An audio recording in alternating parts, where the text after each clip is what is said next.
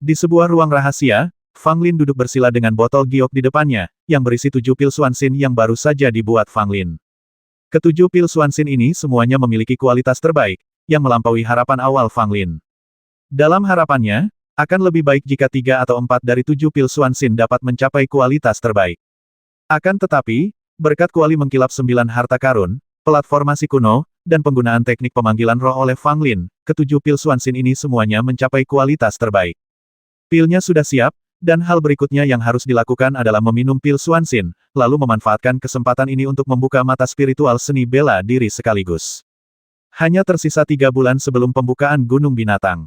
Fang Lin harus membuka mata spiritual seni bela dirinya sebelum itu untuk meningkatkan kekuatannya, sehingga ia dapat bertahan hidup lebih baik di Gunung Binatang. Secara umum, mata spiritual seni bela diri terbuka di alam Tianyuan.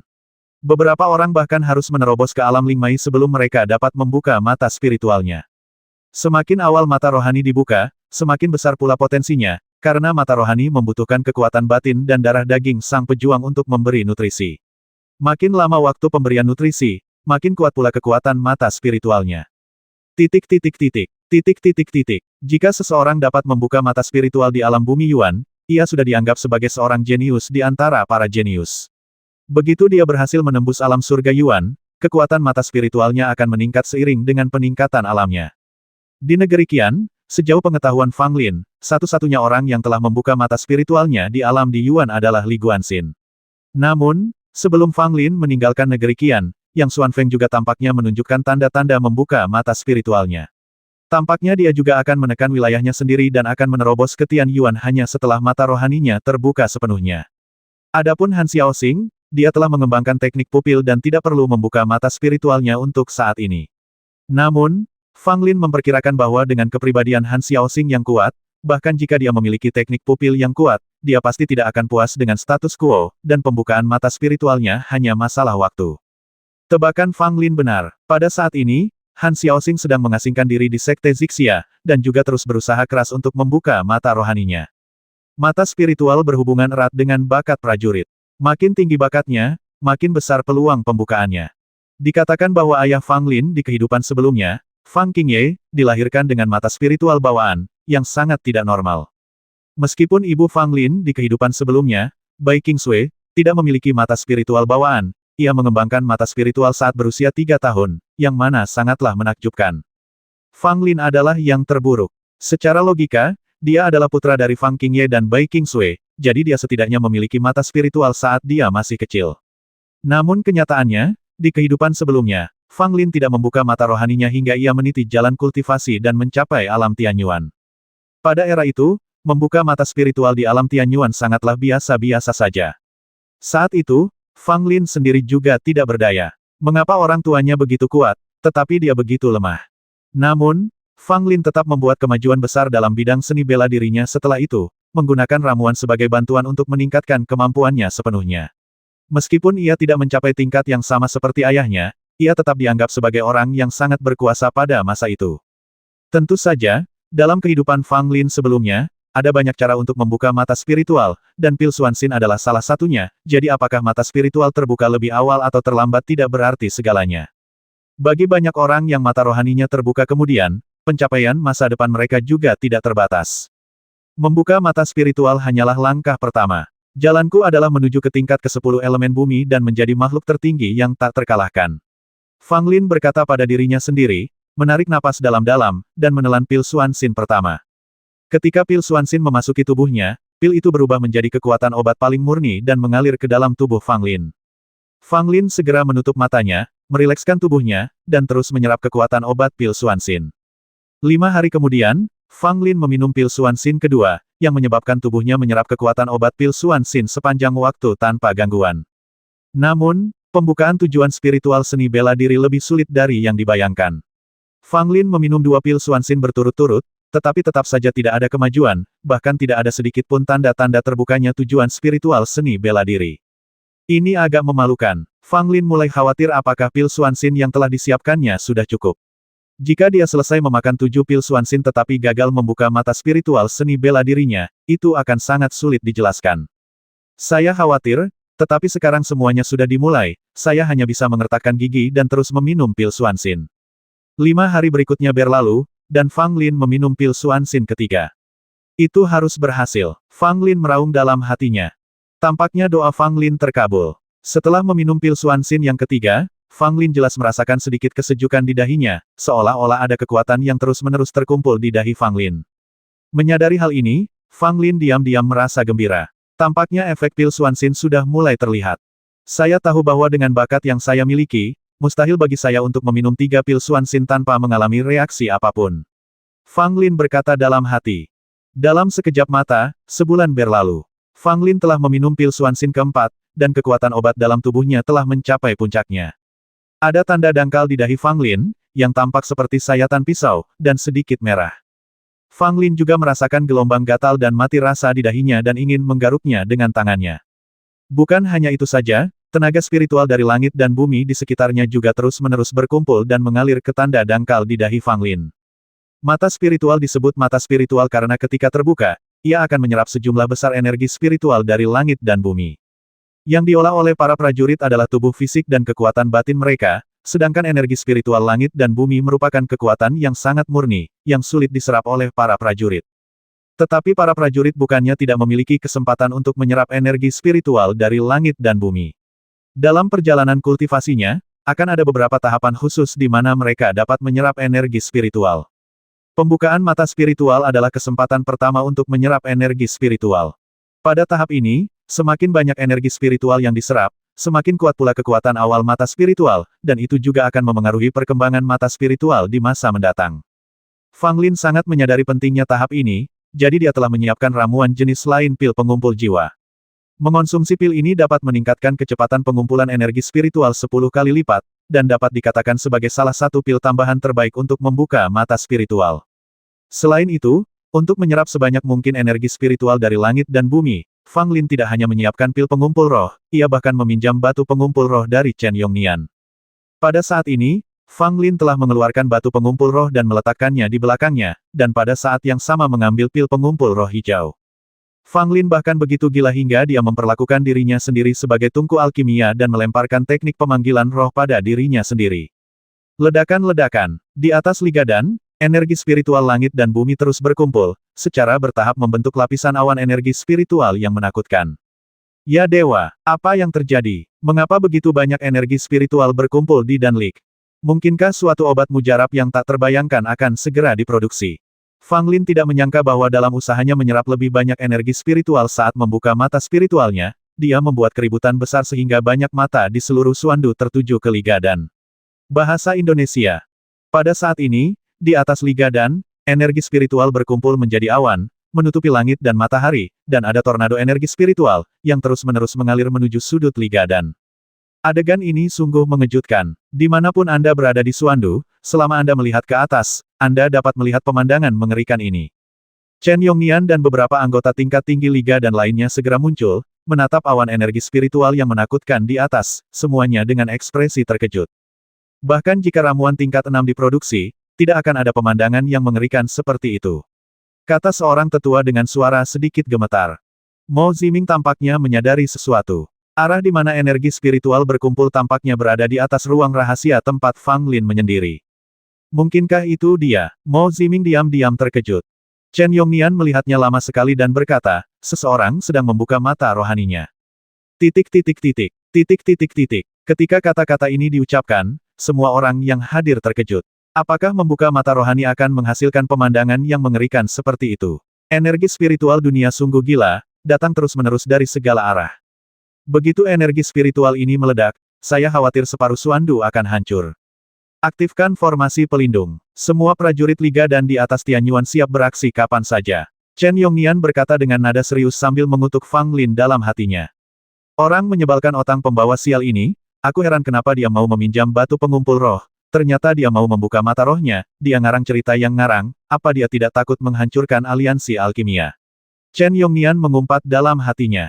Ada kemungkinan kegagalan ketika mata spiritual terbuka. Bila terjadi kegagalan, maka sang pendekar akan diserang oleh tenaga spiritual langit dan bumi, dan paling tidak dapat terluka, atau paling parah dapat kehilangan nyawanya.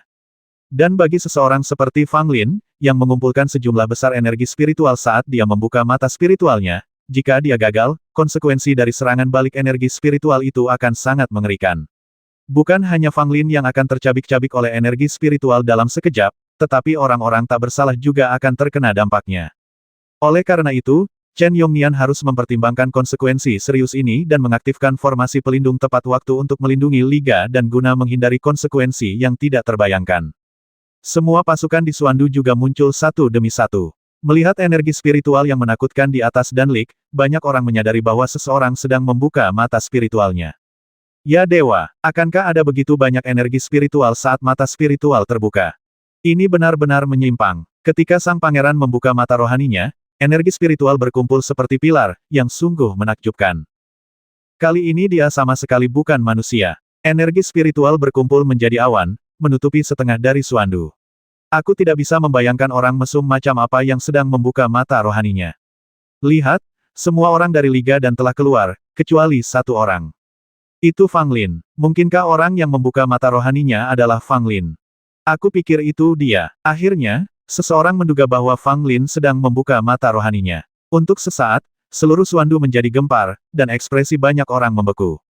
Di Istana Pangeran, Zhou Yishui sedang menyendiri. Dia juga menggunakan metode rahasia kerajaan kuno untuk menyerap energi spiritual langit dan bumi. Tepat ketika dia sedang berusaha sekuat tenaga, tiba-tiba seluruh energi spiritual langit dan bumi lenyap dalam sekejap, seolah-olah telah diambil oleh seseorang. Ekspresi wajah Zhou Yishui langsung berubah. Di kota kekaisaran, tempat terlarang tempat keluarga kerajaan-kerajaan Xuan tinggal, banyak sekali penguasa kerajaan muncul pada saat ini, melihat ke arah Liga Dan. Anak yang luar biasa. Energi spiritual yang terkumpul saat membuka mata spiritualnya sungguh luar biasa. Seorang guru kerajaan berseru kagum. Tetapi dengan jumlah energi spiritual yang begitu besar, jika kita gagal, konsekuensinya akan menjadi bencana. Orang tua lainnya mengerutkan kening dan berkata, Yang Mulia telah memerintahkan bahwa jika terjadi masalah dengan Liga Dan, kita harus segera memberikan bantuan dan tidak pernah membiarkan keadaan menjadi tidak terkendali. Baiklah, mari kita berangkat sekarang. Semua petinggi keluarga kerajaan bergegas ke Liga Dan untuk mencegah ledakan energi spiritual yang menyebabkan bencana di Xuandu. Kekuatan besar lainnya juga mengirim orang kuat mereka satu demi satu, mengaku berada di sini untuk membantu Liga dan mengendalikan situasi, tetapi sebenarnya mereka semua menunggu hasil. Apapun yang terjadi, anak ini harus gagal. Beberapa pria kuat dari keluarga Dugu memiliki mata dingin yang berkedip-kedip. Mereka semua dikirim oleh Master Dugu, dan termasuk kelompok garis keras keluarga Dugu. Sekte Shen Xiao, Sekte Lima Elemen, keluarga Gongsun dan kekuatan lain semuanya memiliki pemikiran yang berbeda. Sebagian berharap Fang Lin gagal, sebagian lainnya berharap Fang Lin berhasil. Seseorang juga datang dari Istana Pangeran. Sebenarnya Pangeran Zhou Yishui sendiri yang muncul bersama 3 orang kepercayaannya, tetapi Meng Yuan tidak termasuk di antara mereka. Pangeran ada di sini. Jika mampu membuat Yang Mulia Putra Mahkota datang ke sini, Fang Lin pasti bangga pada dirinya sendiri. Adegan saat sang pangeran pertama kali membuka mata rohaninya tidak seseram ini. Jangan bicara omong kosong, bagaimana Fang Lin bisa dibandingkan dengan sang pangeran? Wajah Zhou Yishui muram bagaikan air. Melihat awan energi spiritual yang sangat padat, untuk pertama kalinya dia merasa waspada terhadap Fang Lin. Benar saja, Zhou Yishui yang tidak pernah menganggap serius seorang jenius pun, mulai takut pada Fang Lin. Karena ketika Zhou Yishui membuka mata spiritualnya, meskipun dia juga mengumpulkan sejumlah besar energi spiritual, itu tidak ada apa-apanya dibandingkan dengan pemandangan yang diciptakan oleh Fang Lin kali ini. Jika Fang Lin menyerap energi spiritual yang mengerikan itu dan berhasil membuka mata spiritualnya, kekuatan mata spiritualnya tidak akan terbayangkan. Pangeran, apakah Anda ingin saya mengambil tindakan untuk mencegah anak ini membuka mata rohaninya? Kata lelaki tua berpakaian abu-abu itu diam-diam. Zhou Yishui mengepalkan tangannya, tetapi akhirnya tidak setuju. Meskipun lelaki tua berpakaian abu-abu ini sangat kuat, kecil kemungkinan dia akan mengambil tindakan di depan banyak penguasa Liga Alkimia. Lagi pula, saat Anda sudah bergerak, jangan bicara tentang apakah Anda bisa berhasil atau tidak. Bahkan jika Anda berhasil, serangan balik energi spiritual mungkin memiliki konsekuensi yang sangat serius. Jangan khawatir, Pangeran. Mungkin Fang Lin akan gagal sendiri, kata Meng Yuan sambil tersenyum tipis, tetapi ada sedikit keterkejutan di kedalaman matanya. Dugu Nian dan beberapa tetua dari keluarga Dugu berdiri di kejauhan. Para tetua inilah yang bertanggung jawab melindungi Dugu Nian. Mereka juga merupakan guru yang dikirim oleh Dugu Fengyun, kepala keluarga Dugu saat ini. Fang Lin, kamu harus berhasil. Dugu Nian menggenggam kedua tangannya dengan gugup, berdoa untuk Fang Lin dalam hatinya. Namun, ekspresi orang-orang tua ini sangat serius, seolah-olah mereka tidak terlalu optimis apakah Fang Lin dapat berhasil membuka mata rohaninya. Di ruang rahasia, Fang Lin tidak tahu apa yang terjadi di dunia luar. Dia dengan gila-gilaan menyerap energi spiritual langit dan bumi. Tanda merah di dahinya telah retak, tetapi tidak ada setetes darah pun yang mengalir keluar. Dapat dilihat dengan mata terbuka bahwa energi spiritual langit dan bumi terus berkumpul di celah ini, secara bertahap membentuk bola mata. Tidak semua orang di dunia tahu bahwa mata spiritual ini hanyalah bentuk awal. Ia bisa melangkah lebih jauh dan menjadi mata surgawi. Fang Lin berkata diam-diam di dalam hatinya dengan sedikit kegilaan. Fang Lin memiliki ingatan tentang kehidupan masa lalunya, dan apa yang ia lihat, dengar, dan ketahui jauh lebih unggul daripada yang dialami prajurit masa kini. Di era Fang Lin, setelah mata spiritual terbuka, mereka dapat melangkah lebih jauh dan berubah menjadi mata ketiga yang lebih kuat dan misterius. Pada era ini, legenda tentang mata ketiga sudah hampir menghilang, dan sangat sedikit orang yang dapat mengolah mata spiritualnya menjadi mata ketiga. Rencana awal Fang Lin hanyalah untuk membuka mata rohaninya, tetapi ia menemukan bahwa tubuhnya dapat menyerap 10 kali lebih banyak energi spiritual dari langit dan bumi daripada seorang prajurit biasa. Dengan kata lain, Fang Lin dapat menggunakan lebih banyak energi spiritual dari langit dan bumi untuk memurnikan mata spiritualnya, sehingga dapat ditingkatkan pesat pada tahap awal, dan bahkan memungkinkan untuk menjadi mata surgawi. Jika Fang Lin membuka mata surgawinya pada tahap ini, kekuatannya akan meningkat ke tingkat yang tak terbayangkan. Bahkan seorang prajurit di tingkat ketiga atau keempat Tian Yuan mungkin tidak dapat mengalahkan Fang Lin. Sekarang sudah sampai pada titik ini, mari kita coba saja. Akan lebih baik jika aku bisa membuka mata ketigaku. Bahkan jika aku gagal, itu akan dianggap sebagai pengalaman yang terkumpul. Fang Lin berpikir dalam hati, dengan ekspresi penuh tekad di wajahnya. Pada saat yang sama, di atas Suandu, energi spiritual yang kaya menutupi langit, seolah-olah langit akan runtuh. Warga Suandu panik, tidak tahu apa yang sedang terjadi. Untungnya, kota kekaisaran datang tepat waktu untuk menenangkan mereka, kalau tidak Suandu akan mendapat masalah besar. Ledakan. Terdengar suara keras dan guntur tampak menggelegar di awan yang terbentuk oleh energi spiritual. Mengerikan sekali. Energi spiritualnya terlalu kuat dan menghasilkan guntur dan kilat. Kata seorang prajurit tua dengan suara gemetar. Semua orang menatap langit, takut kalau energi spiritual yang mengerikan ini bisa turun kapan saja. Berdengung. Pada saat ini, seberkas cahaya muncul dari Liga dan langsung menyerbu ke dalam energi spiritual yang bergulir. Lihat, semua orang berseru. Mereka melihat bahwa dalam cahaya itu, ada mata samar yang perlahan terbuka, dan energi spiritual yang agung mengalir ke mata itu bagai sungai yang deras. Apakah akan terjadi fenomena aneh seperti itu ketika mata spiritual terbuka? Banyak orang menganggapnya luar biasa. Mereka belum pernah melihat atau mendengar ada orang yang membuka mata rohani mereka hingga menyebabkan fenomena yang menggemparkan dunia seperti itu. Dengan kekuatan seperti itu, aku khawatir setelah mata spiritual anak ini terbuka, dia akan menjadi sangat luar biasa. Seorang lelaki tua di samping Dugunian berbicara, kata-katanya penuh kekaguman. Tapi kamu harus bisa bertahan. Dengan begitu banyak energi spiritual, berapa banyak yang bisa diserap oleh seorang prajurit elemen tanah? Kata lelaki tua lainnya sambil menggelengkan kepalanya. Dugunian tetap terdiam, kegelisahan dan kekhawatiran di dalam hatinya tidak dapat diungkapkan dengan kata-kata. Fang Lin, kamu harus bertahan. Kamu tidak boleh gagal. Dugunian berkata dalam hatinya, matanya menatap energi spiritual yang agung di langit, wajahnya tampak pucat. Tidak bagus. Energi spiritualnya terlalu kuat. Satu susunan sihir tidak cukup. Ayo kita buat 3 susunan sihir lagi. Chen Yongnian berkata dengan keras kepada orang-orang Liga Dan. Pada saat itu, 3 susunan sihir muncul di atas aliansi Dan, dengan total 4 lapis tirai cahaya, berkilauan dengan cahaya, sangat melindungi aliansi Dan. Namun meski begitu, kelopak mata Chen Yongnian masih berkedut. Energi spiritual di atas langit terlalu padat. Diperkirakan bahkan orang kuat Tianyuan akan kesulitan bertahan dari ledakan energi spiritual seperti itu. Beberapa prajurit yang tidak cukup kuat dan penakut mulai meninggalkan Suandu dengan cepat, karena takut malapetaka akan terjadi di Suandu dan memengaruhi mereka. Hanya ada satu tempat yang masih sangat damai, yaitu kota kekaisaran. Bahkan para prajurit yang berjaga di gerbang kota kekaisaran tidak menunjukkan banyak kepanikan. Karena di kota kekaisaran inilah, orang yang paling berkuasa di negeri Suan berada. Bahkan jika langit runtuh, orang-orang di kota kekaisaran tidak perlu khawatir tentang apapun. Kaisar Suan, mengenakan jubah naga ungu, dengan wajah tegas, tampak berusia 40-an, dengan sosok tegap dan tegak, seperti pohon pinus lapuk yang berakar di puncak gunung. Dia berdiri di gedung tertinggi di kota kekaisaran, menatap Li Ga dan dengan tenang. Yang mulia, pangeran juga ada di sana. Apakah Anda ingin memanggilnya kembali? Seorang guru dari kota kekaisaran muncul di samping Kaisar Xuan dan berkata dengan hormat. Tidak apa-apa, Kaisar Xuan berkata dengan acuh tak acuh, tanpa rasa khawatir sama sekali. Namun, guru dari kota kekaisaran ini tahu bahwa Kaisar Xuan selalu memperhatikan pergerakan di sekitarnya. Begitu energi spiritual di langit mulai meletus, Kaisar Xuan pasti akan mengambil tindakan. Dengan kekuatan Kaisar Xuan, bahkan jika energi spiritual langit dan bumi meledak, itu tidak akan menyakitinya sama sekali.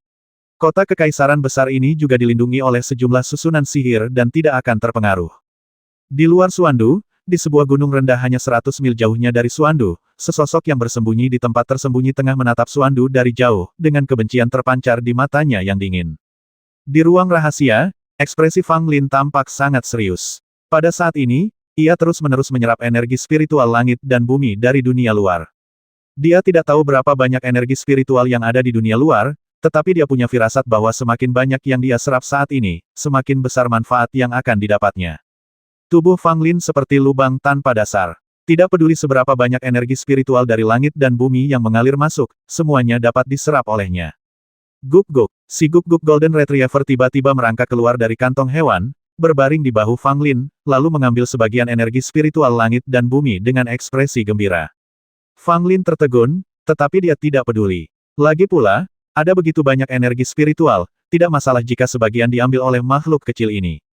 Sayangnya, aku tidak bisa menyerap energi spiritual langit dan bumi. Sungguh menyebalkan. Ginseng mayat berusia 1000 tahun itu mengeluarkan kepalanya dari tas 9 istana dan berkata dengan ekspresi kesal di wajahnya. Kalau begitu, jangan bicara dan jangan ganggu aku. Fang Lin berkata dengan tidak senang. Ginseng mayat berusia 1000 tahun itu mendengus dan menyusut ke dalam tas 9 istana. Pada saat ini, bola mata Fang Lin secara bertahap terbentuk di depan dahinya, memperlihatkan warna biru muda, dan cahaya terang memancar dari bola matanya.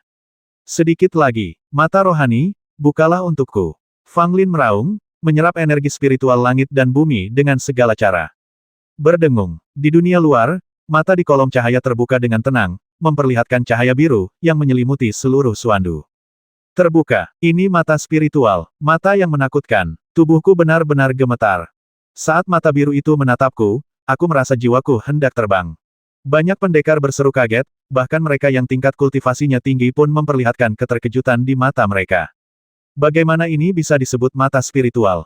Mata rohani siapakah yang dapat memiliki kekuatan seperti itu ketika terbuka? Pangeran, aku ingin tahu mata spiritual siapa yang lebih kuat, mata spiritualmu atau mata spiritual Fang Lin. Meng Yuan berkata pada Zhou Yishui sambil tersenyum.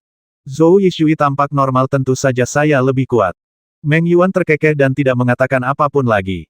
Pada saat ini, energi spiritual yang terkumpul di langit menjadi samar-samar terlihat, dan beberapa mulai menjadi gila.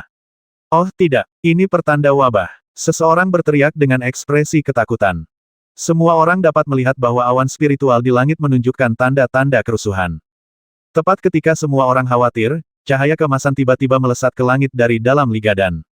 Dalam cahaya keemasan itu, ada sosok samar yang duduk bersila. Dia tampak seperti seorang pria muda dengan mata tertutup, tetapi ada mata vertikal di dahinya. Itu Fang Lin. Seseorang berseru bahwa sosok yang kabur itu adalah Fang Lin, dan saat ini Fang Lin tampak seperti sedang menyendiri untuk membuka mata spiritual seni bela dirinya. Ada yang menunjukkan ekspresi terperangah, Fang Lin ini sungguh menakjubkan, bisa melihat pemandangan yang begitu ajaib setelah membuka mata rohani bela dirinya, membuktikan bahwa anak ini bukan hanya jenius dalam bidang alkimia, tetapi juga punya bakat yang tak terbayangkan dalam bidang bela diri. Dalam cahaya keemasan, mata spiritual Fang Lin di dahinya terbuka, dan tiba-tiba kekuatan aneh menyebar ke segala arah. Aura yang sangat kuat. Apakah aura itu begitu kuat setelah mata spiritual dibuka? Semua orang diam-diam terkejut. Di antara orang-orang yang hadir, banyak yang telah membuka mata spiritual mereka, tetapi kekuatan yang ditunjukkan oleh mata spiritual Fang Lin saat ini jauh melampaui imajinasi semua orang. Titik. Pada saat yang sama, energi spiritual langit dan bumi memenuhi langit dan menyerbu ke dalam sosok yang kabur itu dengan liar. Lebih tepatnya, ia memasuki mata spiritual Fang Lin.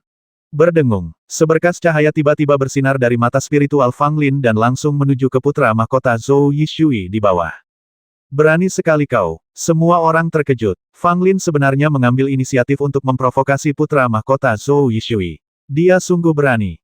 Orang tua di sebelah Zhou Yishui tampak marah dan hendak menghalangi cahaya itu. Namun, Zhou Yishui melambaikan tangannya, melangkah maju, dan tiba-tiba sebuah retakan muncul di dahinya. Mata roh. Zhou Yishui juga menggunakan mata spiritualnya. Cahaya ungu melesat keluar dari matanya dan bertabrakan hebat dengan cahaya biru. Ledakan. Aura mengerikan langsung meledak, dan ekspresi Zhou Yishui sedikit berubah. Mata rohaninya telah terbuka selama bertahun-tahun, dan telah dipelihara oleh kekuatan batin serta daging dan darah untuk waktu yang lama. Secara logika, kekuatannya seharusnya jauh lebih besar daripada mata spiritual Fang Lin yang baru saja terbuka. Namun pada akhirnya, pertarungan berlangsung berimbang, tidak ada yang menang, dan tidak ada yang menderita kerugian. Namun hasil ini sulit diterima oleh putra mahkota Zhou Yishui. Dia berpikir bahwa mata rohaninya seharusnya mampu menghancurkan Fang Lin. Zhou Yishui juga merasakan sedikit semangat juang di hatinya. Ada cahaya terang di mata rohaninya, seolah-olah seekor naga ungu tengah terbang keluar, dengan momentum yang luar biasa, dan menerkam langsung ke arah hantu Fang Lin di udara. Bayangan Fang Lin tidak bergerak sama sekali, kokoh bagaikan gunung. Saat mata spiritual di dahinya terbuka dan tertutup, sebuah tangan biru raksasa muncul, dengan kekuatan luar biasa, dan dengan ganas menekan naga ungu terbang itu. Ledakan. Terdengar suara keras dan banyak orang menutup telinga mereka. Beberapa orang di alam rendah hampir memuntahkan darah dari mulutnya. Naga ungu itu menjerit, berubah menjadi garis-garis cahaya ungu, dan menghilang, kembali ke mata spiritual Zhou Yishui. Dan tangan biru besar itu juga berubah menjadi titik cahaya dan menghilang, dan diambil kembali oleh mata spiritual Fang Lin. Hasil imbang lainnya, adegan ini membuat semua saksi terdiam untuk waktu yang lama. Itu sungguh mengejutkan. Fang Lin ini ternyata bisa menyamai Pangeran Zhou Yishui hanya dengan mengandalkan mata rohaninya. Dari sudut pandang manapun, ini mustahil dan sepenuhnya di luar akal sehat. Fang Lin baru saja membuka mata rohaninya dan belum pernah merasakan makanan dari tenaga dalam, daging, dan darah. Bagaimana dia bisa dibandingkan dengan mata spiritual Pangeran Zhou Yishui, yang telah terbuka selama bertahun-tahun? Tapi inilah faktanya. Mereka menganggapnya tidak dapat dipercaya, tetapi mereka harus mempercayai apa yang mereka lihat. Di atas langit, Fang Lin masih terus menyerap energi spiritual antara langit dan bumi.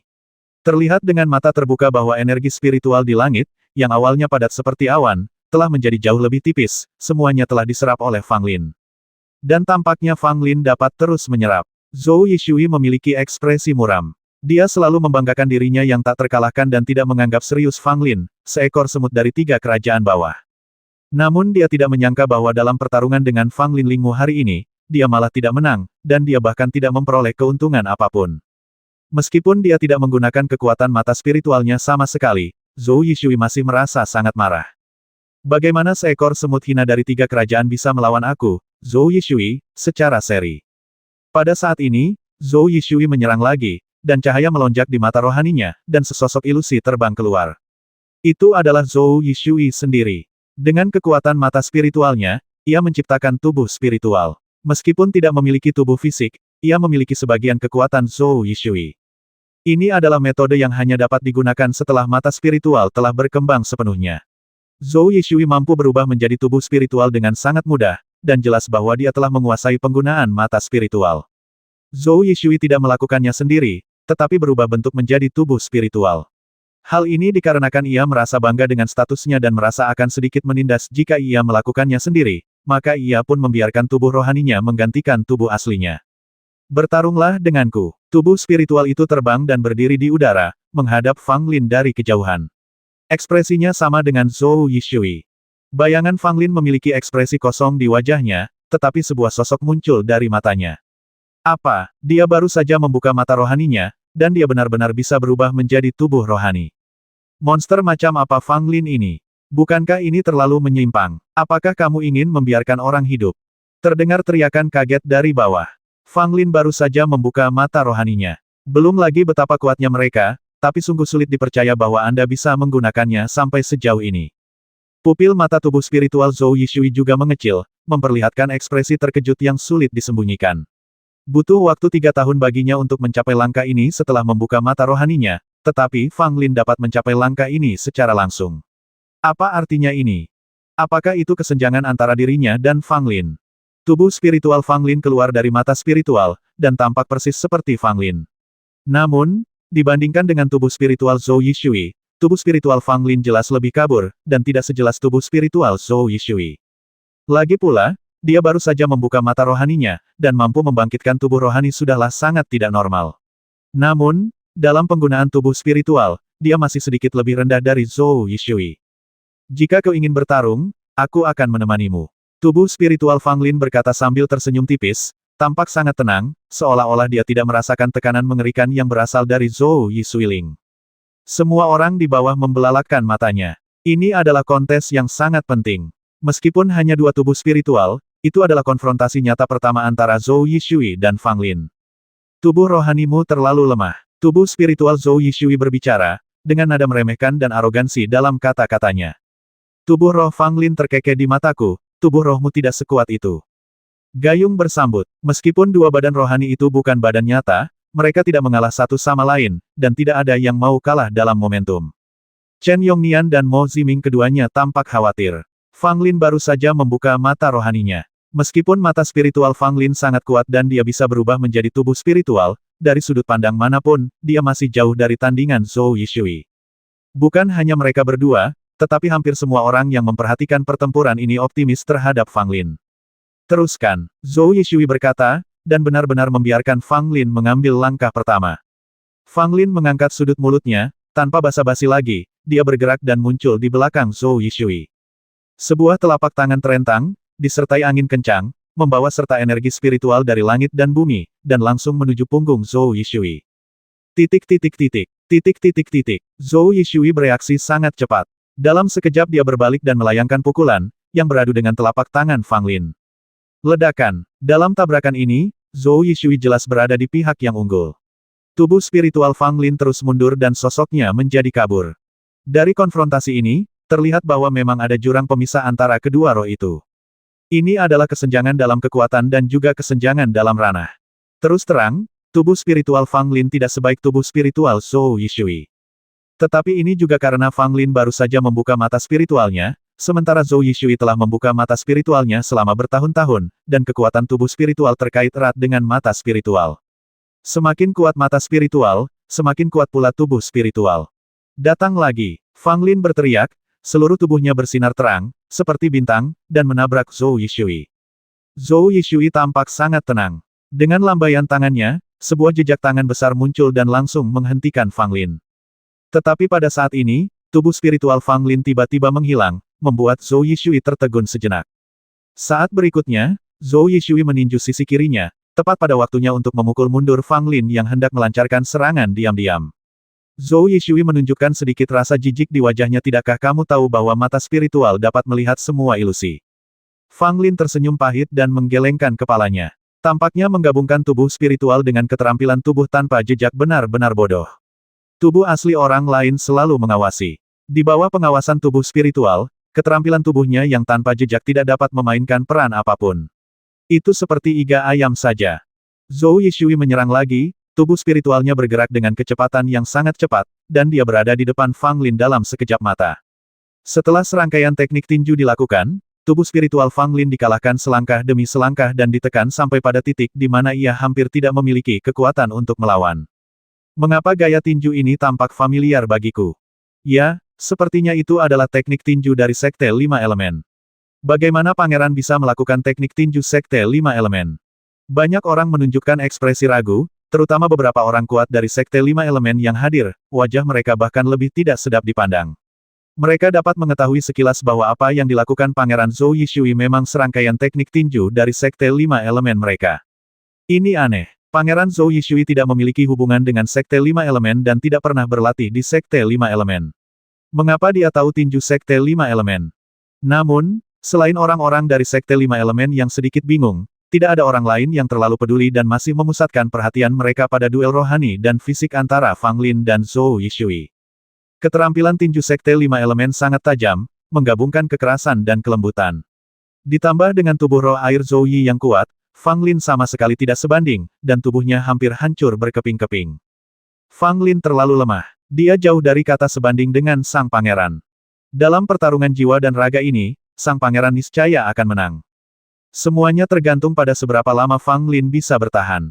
Jika dia bisa bertahan lebih lama, itu akan menjadi sesuatu yang bisa dibanggakan.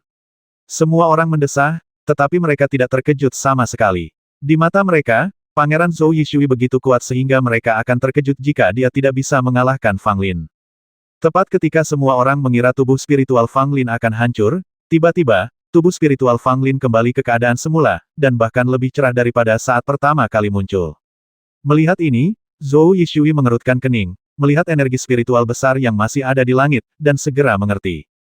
Meskipun tubuh spiritual Fang Lin lemah, sejumlah besar energi spiritual masih terkumpul di sini, yang terus-menerus diserap oleh tubuh Fang Lin dan kemudian diubah menjadi kekuatan spiritual, yang memungkinkan tubuh spiritual terus pulih seperti sebelumnya. Dapat dikatakan bahwa dalam situasi ini, tubuh spiritual Fang Lin dapat terus muncul kembali dan tidak akan pernah hancur. Ini sangat merepotkan. Datang lagi. Fang Lin tertawa dan bergegas menuju Zhou Yishui, juga melakukan serangkaian teknik tinju. Bagaimana ini mungkin? Kali ini giliran Zhou Yishui yang terkejut. Gaya tinju yang dilakukan Fang Lin sama persis dengan gaya tinju yang baru saja dilakukannya, keduanya merupakan sekumpulan gaya tinju dari Sekte Lima Elemen. Di bawah, orang-orang dari Sekte Lima Elemen menjadi gila. Apa yang sedang terjadi? Apakah mereka semua telah mempelajari seni bela diri Sekte Lima Elemen saya? Apakah kau akan membiarkan kami, orang-orang Sekte Lima Elemen, hidup? Kedua pria itu menggunakan gaya tinju yang sama untuk bertarung, dan pertarungannya sangat sengit, hingga membuat orang-orang di bawahnya terpesona. Zhou Yishui menjadi semakin takut seiring berjalannya pertarungan. Dia dapat dengan jelas merasakan bahwa kekuatan tubuh spiritual Fang Lin terus meningkat. Meskipun masih ada jurang pemisah antara dirinya dan orang-orangnya, jurang itu makin menyempit. Selain itu, tidak peduli seni bela diri mana yang dia lakukan, Fang Lin dapat menirunya dan melakukannya dengan cara yang sama. Anak ini luar biasa. Semua ilmu bela diri Zhou Yishui dihafal oleh mata rohaninya, dan dia melakukannya begitu saja. Meskipun dia tidak mempelajari intisarinya, dia telah mempelajari sekitar 80% darinya. Seorang lelaki tua dan kuat membelai jenggotnya dan berkata, mulutnya penuh dengan kekaguman pada Fang Lin. Benar saja, alasan mengapa tubuh spiritual Fang Lin dapat melakukan seni bela diri Zhou Yishui adalah karena adanya tujuan spiritual. Meskipun seseorang tidak dapat mempelajarinya sepenuhnya, setidaknya seseorang dapat mempelajari ide dasarnya, dan ini adalah salah satu aspek hebat Lingmu. Tentu saja, Lingmu tidak dapat mempelajari seni bela diri apapun. Ilmu bela diri yang hanya terbatas pada jurus tertentu saja dapat diingat oleh Lingmu, namun ilmu bela diri yang sudah melepaskan diri dari jurus tertentu dan sudah mencapai titik di mana seseorang dapat melakukan apapun yang diinginkannya, tidak dapat ditiru oleh Lingmu. Sekalipun mata rohanimu dapat menirunya, itu tetap saja hanya campuran. Zhou Yishui berkata dengan dingin, tidak lagi menggunakan seni bela diri dari sekte lain. Fang Lin berdiri dengan tangan di belakang punggungnya, dengan aura seorang master. Namun, jika bukan karena pemeliharaan energi spiritual langit dan bumi yang berkelanjutan, dia pasti sudah dihajar habis-habisan oleh Zhou Yishui. Terus terang, dalam kontes ini, selama energi spiritual langit dan bumi belum sepenuhnya diserap oleh Fang Lin, tubuh spiritual ini akan selalu tak terkalahkan. Tubuh spiritual Zhou Yishui melihat ke arah tubuh aslinya, dan melihat sebilah pedang ungu terbang keluar dari mata spiritual tubuh aslinya, bersiul ke arahnya, dan dipegang dengan mantap di tangan tubuh spiritual tersebut. Dengan pedang ungu di tangan, tubuh spiritual Zhou Yishui tiba-tiba terasa berbeda. Tampaknya hanya setelah munculnya pedang ungu ini, tubuh spiritual Zhou Yishui benar-benar lengkap. Pedang ungu ini tentu saja bukan suatu entitas fisik, tetapi suatu objek yang diubah oleh kekuatan mata spiritual. Mirip dengan tubuh spiritual, tetapi juga sangat tajam. Membasmimu, Zhou Yishui meraung, dan tubuh spiritualnya datang dengan pedang panjang di tangannya, dan menebas kepala Fang Lin. Fang Lin segera mundur, tetapi pedang ungu itu memancarkan cahaya pedang yang mengejutkan dan datang langsung ke arah Fang Lin. Anda tidak bisa melarikan diri ke tempat yang dijangkau oleh mata spiritual. Zhou Yishui mencibir. Mata spiritual tubuh aslinya telah mengawasi Fang Lin sepanjang waktu. Selama dia masih berada dalam pandangan mata spiritual, cahaya pedang akan terus mengejarnya hingga dia mati. Cahaya pedang menyerang, dan Fang Lin tidak punya cara untuk menghindarinya. Dia meraung dan meninju cahaya pedang ungu. Ledakan, titik. Terdengar suara ledakan keras dan tubuh spiritual Fang Lin langsung terbelah dua. Namun, tak lama kemudian, sejumlah besar energi spiritual dari langit dan bumi terisi kembali, memungkinkan tubuh spiritual pulih dalam sekejap mata. Aku akan membasmimu lagi dan lagi, mari kita lihat berapa kali kau bisa pulih. Zhou Yishui tampak meremehkan dan menyerang lagi. Itu hanya pedang tambahan. Apakah menurutmu aku tidak memilikinya? Fang Lin mendengus dingin dan melambaikan tangannya. Saya melihat tombak kuno muncul dari mata spiritual di dahi sosok yang kabur itu, membawa kesan perubahan. Perisai ini disulap oleh mata spiritual Fang Lin, dan itu bukanlah perisai panjang kuno yang sebenarnya. Namun meski begitu, kemunculan perisai ilusi ini membuat kelopak mata Zhou Yishui melonjak. Ayo, Fang Lin memegang tombak di tangannya. Dia tampak sangat kuat dan cahaya di tubuhnya menjadi semakin terang. Zhou Yishui tidak berkata apa-apa dan menyerbu maju dengan pedangnya. Fang Lin meraung terus-menerus, memegang perisai panjang kuno dengan perubahan kehidupan, dan bertarung dengan Zhou Yishui. Pada saat ini, kekuatan kedua tubuh spiritual itu sebenarnya berimbang, dan pertarungannya sangat sengit. Rasanya hampir seperti Anda memberi saya pedang dan saya menusuk Anda dengan tombak, dan tak satu pun dari mereka menyerah. Semua orang di bawah tercengang oleh pertempuran ini. Tidak seorang pun menyangka bahwa Fang Lin yang awalnya tidak optimis terhadap masa depan, mampu melawan Zhou Yishui sejauh ini. Tubuh spiritual Zhou Yishui dapat dikatakan cukup kuat, memiliki kekuatan seorang ahli Tianyuan, dan tubuh spiritual Fang Lin yang baru saja dipadatkan, mampu menyaingi tubuh spiritual Zhou Yishui. Ini merupakan kontes antara mata spiritual dan juga pertarungan antara tubuh spiritual. Fang Lin memiliki kelebihan energi spiritual langit dan bumi, sedangkan Zhou Yishui memiliki kelebihan mata spiritualnya sendiri. Jika anak ini tidak mati, dia mungkin akan menjadi orang penting di masa depan. Sekarang saya merasa bahwa Fang Lin adalah orang yang hebat. Terlepas dari apakah dia menang atau kalah dalam pertempuran ini, dia bisa bangga akan hal itu. Jangan lupa, Fang Lin adalah seorang alkemis, namun dia memiliki kekuatan yang sangat kuat. Semua orang tampak terkejut. Dibandingkan dengan kekuatan Zhou Yishui, orang-orang lebih kagum pada kinerja tubuh spiritual Fang Lin. Bagaimanapun, Zhou Yishui adalah orang kuat dalam segala aspek, tetapi dia masih tidak mampu mengalahkan tubuh spiritual Fang Lin, yang menunjukkan betapa kuatnya tubuh spiritual Fang Lin. Tubuh asli Zhou Yishui memiliki ekspresi suram di wajahnya, yang terlihat sangat jelek. Dia tidak menyangka bahwa tubuh spiritual Fang Lin akan begitu sulit dihadapi. Pangeran, jangan bertarung lagi. Fang Lin ini memiliki energi spiritual surga dan bumi untuk mengisinya kembali. Tubuh spiritual pangeran menghabiskan kekuatanmu sendiri. Akan sangat merugikan bagimu untuk bertarung terlalu lama. Pelayan tua berpakaian abu-abu itu berkata kepada Zhou Yishui. Meng Yuan juga angkat bicara pangeran, sebaiknya kau berhenti. Bahkan jika kita teruskan pertempuran ini, akan sulit untuk mengatakan siapa yang akan menang. Siapapun yang memiliki mata yang tajam dapat melihat bahwa Fang Lin memiliki energi spiritual langit dan bumi untuk mengisi kembali tubuh spiritualnya, sehingga tubuhnya dapat terus dipulihkan, tetapi berbeda dengan putra mahkota Zhou Yishui. Tubuh spiritualnya menghabiskan kekuatan Zhou Yishui sendiri. Jika dia terus bertarung, dia tidak hanya akan gagal mengalahkan tubuh spiritual Fang Lin, tetapi dia juga akan menghabiskan terlalu banyak energi. Pada saat ini, masih ada banyak energi spiritual di langit dan bumi, dan tubuh spiritual Fang Lin dapat mengonsumsinya sesuka hati tanpa mengkhawatirkan apapun. Zhou Yishui lebih berpikiran jernih daripada orang lain. Pertarungan ini pasti tidak akan membuahkan hasil apapun, kecuali dia melawan Fang Lin sekuat tenaga. Setelah energi spiritual langit dan bumi habis dikonsumsi, tubuh spiritualnya dapat mengalahkan tubuh spiritual Fang Lin. Tetapi saat itu tiba, tubuh Zhou Yishui mungkin sudah hampir habis terbakar, dan itu sama sekali tidak sepadan. Ledakan-ledakan-ledakan. Kedua tubuh spiritual itu terus menyerang satu sama lain. Meskipun Zhou Yishui masih memiliki sedikit keuntungan, dibandingkan dengan situasi ketika dia menghancurkan Fang Lin sebelumnya, sekarang sulit bagi Zhou Yishui untuk menekan Fang Lin. Alasannya sederhana. Dengan setiap tabrakan, kekuatan tubuh spiritual Fang Lin menjadi semakin kuat. Diperkirakan dalam waktu dekat tidak akan ada lagi jurang pemisah antara kedua badan rohani tersebut. Pada saat ini, tubuh spiritual Zhou Yishui berhenti, dengan ekspresi agak acuh tak acuh. Pertarungan ini tidak ada artinya, kata Zhou Yishui. Fang Lin tersenyum, mengapa kau melawanku begitu lama jika tidak ada gunanya? Zhou Yishui menggelengkan kepalanya, saya hanya ingin menguji kemampuanmu untuk melihat apakah kamu layak menjadi lawan saya. Fang Lin melengkungkan bibirnya, bagaimana sekarang? Ekspresi Zhou Yishui dingin, jika bukan karena energi spiritual langit dan bumi, kau pasti sudah kubasmi sejak lama. Dan jarak antara wujud aslimu dan wujud asliku bahkan lebih besar. Kau sama sekali bukan tandinganku. Fang Lin mendengus, Yang Mulia, sudah berapa tahun Anda berlatih? Sudah berapa tahun saya berlatih? Bagaimana jika Anda menekan alam Anda ke alam bumi dan melawan saya? Zhou Yishui mencibir, yang lemah hanya bisa mencari alasan seperti itu. Bahkan jika aku menekan wilayahku, kau bukanlah lawanku. Setidaknya untuk saat ini, kau, Fang Lin, tidak layak menjadi lawanku. Setelah mengatakan itu, tubuh spiritual Zhou Yishui berubah menjadi cahaya ungu dan kembali ke mata spiritual Zhou Yishui. Fang Lin tersenyum dan berubah menjadi cahaya biru, kembali ke mata spiritual sosok yang kabur itu. Pada saat yang sama, kekuatan hisap yang kuat melonjak keluar dari mata spiritual, menyedot semua energi spiritual langit dan bumi yang tersisa di langit ke dalam mata spiritual.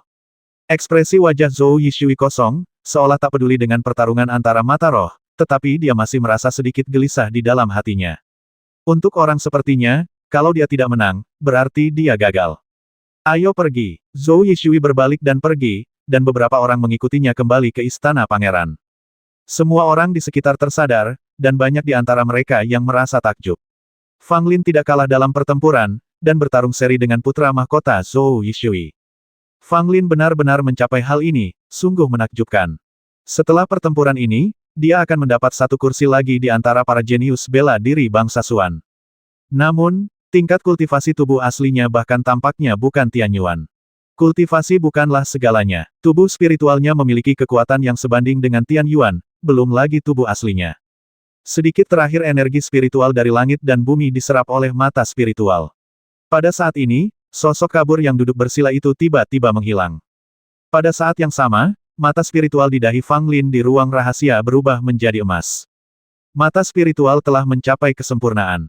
Meskipun belum mencapai tingkat mata surgawi, namun sudah dekat. Dengan nutrisi terus-menerus dari daging dan darah di masa mendatang, tidak akan terlalu jauh untuk berubah menjadi mata surgawi. Fang Lin berkata dalam hati. Meski begitu, Fang Lin tidak merasakan banyak kegembiraan dalam hatinya. Karena pertempuran dengan tubuh spiritual Zhou Yishui, Fang Lin menemukan kesenjangan antara dirinya dan Zhou Yishui. Tanpa pengisian ulang energi spiritual langit dan bumi yang konstan, tubuh spiritualnya tidak akan sebanding dengan Zhou Yishui.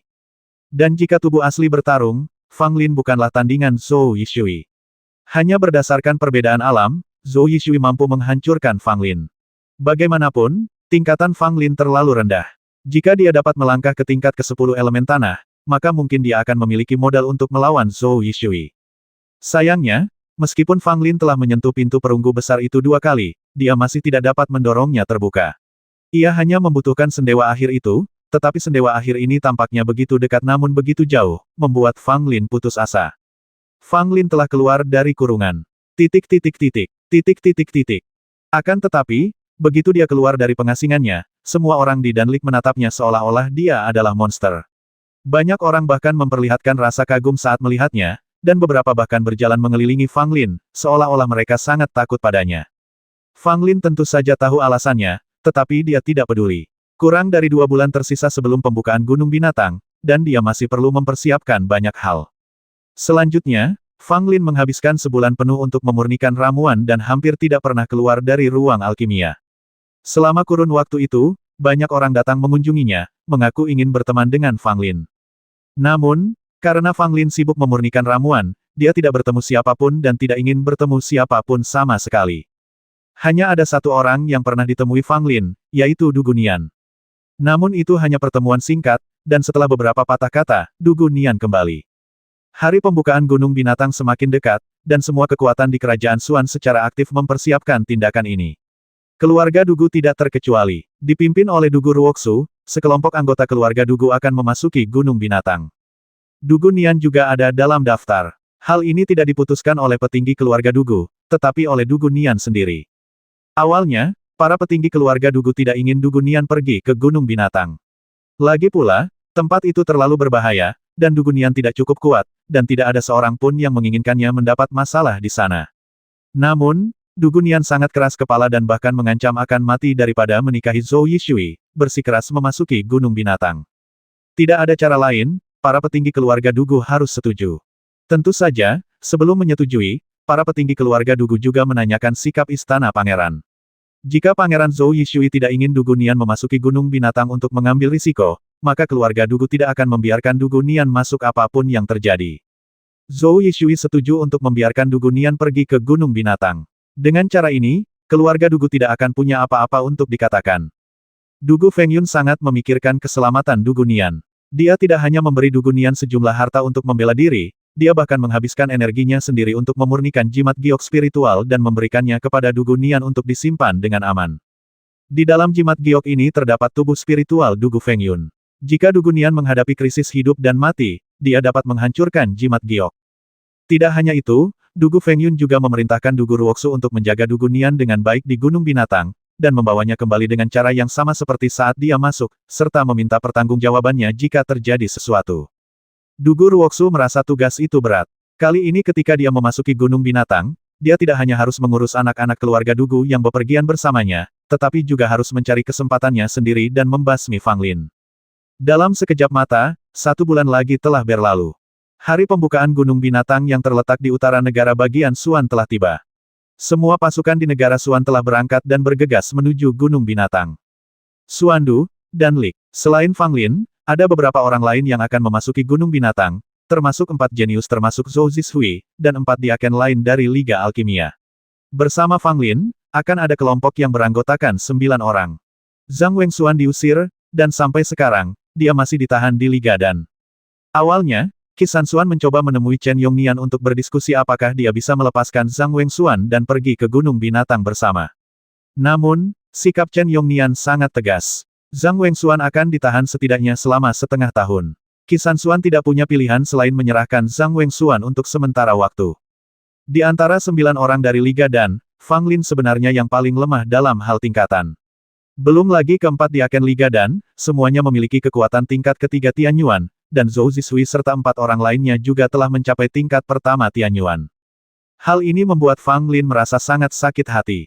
Bahkan Zhou Zishui, sang putri dari keluarga kerajaan, merupakan seorang master Tianyuan, namun dia, Fang Lin, masih hanya seorang master di Yuan. Dia merasa sangat canggung berdiri di samping mereka. Tentu saja tidak ada seorang pun yang memandang rendah Fang Lin hanya karena tingkat kekuasaannya yang rendah.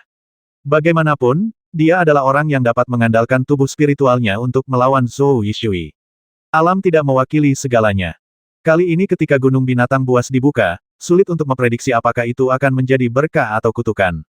Kalian bersembilan harus mengutamakan keselamatan diri sendiri. Hidup lebih penting daripada apapun. Saya harap kalian bersembilan dapat kembali dengan selamat. Chen Yongnian berkata kepada mereka dengan sungguh-sungguh. 9 orang itu hanya mengangguk, termasuk Fang Lin, dan ekspresi semua orang tidak santai. Lagi pula, reputasi Gunung Binatang begitu hebat hingga dapat digambarkan sebagai tempat di mana seseorang benar-benar mempertaruhkan kematian. Tidak ada satupun dari mereka yang ingin mati di sana. Semua orang paham bahwa akan sangat sulit bagi ke-9 orang yang pergi ke sana kali ini untuk kembali hidup-hidup. Pada akhirnya, seseorang akan terkubur selamanya di gunung jahat itu. Bukankah kamu anggota keluarga kerajaan? Mengapa kamu tidak berjalan bersama keluarga kerajaan? Fang Lin memandang Zhou Zishui di sampingnya dan bertanya dengan suara rendah. Zhou Zishui melirik Fang Lin, mendengus, dan mengabaikan Fang Lin. Fang Lin tampak malu. Dia tidak menyinggung sang putri atau wanita muda itu. Apakah dia harus memperlakukannya seperti itu? Ayo pergi. Dekan Mo dan aku akan membawamu ke Gunung Binatang, kata Chen Yongnian. Ketika rombongan itu berjalan keluar Suandu, mereka melihat sebuah perahu terbang yang sudah terparkir di sana. Ini adalah kapal terbang dari Danlik. Selain itu, mereka juga bisa melihat kapal terbang dari beberapa pasukan lain terparkir di sini. Kapal terbang kerajaan sudah berangkat, dan kita tidak boleh tertinggal terlalu jauh. Chen Yongnian berkata, mengundang semua orang untuk menaiki kapal terbang. Kapal terbang itu mengeluarkan suara mendengung dan terbang langsung ke awan, menuju ke utara. Berdiri di atas kapal terbang, semua orang gugup dan terdiam. Hei, jangan terlalu serius. Kamu harus bersikap sepertiku dan santai. Fang Lin berkata kepada semua orang sambil tersenyum, sambil memegang siku besar yang berminyak di tangannya. Beberapa orang menatapnya, terutama siku besar di tangan Fang Lin, dan sudut mulut mereka berkedut. Sepanjang jalan, semua orang di Danlik terdiam. Alasannya sederhana, semua orang di kapal terbang itu dalam suasana hati yang berat, seolah-olah mereka akan menuju tempat eksekusi. Tetapi Fang Lin hanya keluar untuk bertamasya, makan dan minum, dan tampak bersenang-senang. Tidak ada sedikit pun rasa khawatir atau keprihatinan di wajah Fang Lin, yang membuat orang bertanya-tanya apakah dia benar-benar tidak berperasaan atau tidak menganggap serius bahaya Gunung Binatang sama sekali. Zhou Zishui dan yang lainnya juga ingin bersantai seperti Fang Lin, tetapi saat Gunung Binatang semakin dekat, mereka malah merasa semakin gugup dan tertekan, sampai-sampai tidak bisa duduk diam. Jika mereka tidak mengambil keputusan sejak lama, saya khawatir sebagian dari mereka akan mengundurkan diri di menit terakhir. Dalam perjalanan, kelompok itu juga bertemu dengan pasukan lain yang menuju ke Gunung Binatang, namun mereka hanya bertemu satu kali saja dan tidak banyak melakukan kontak. Tentu saja, merek Danlik masih sangat menakutkan, dan kekuatan lain tidak akan begitu impulsif untuk memprovokasi Danlik. Sedangkan kekuatan lain, kalau mereka punya dendam satu sama lain, Kalau mereka bertemu di jalan, pasti akan saling bertabrakan 2 kali terlebih dahulu. Titik titik titik. Titik titik titik. Setelah terbang selama lebih dari sebulan, serangkaian gunung muncul di depan mereka, dan ada aura ibel samar membubung ke langit. Memandang sekeliling, gunung-gunung tertutup awan gelap dan suara binatang buas meraung tak ada habisnya.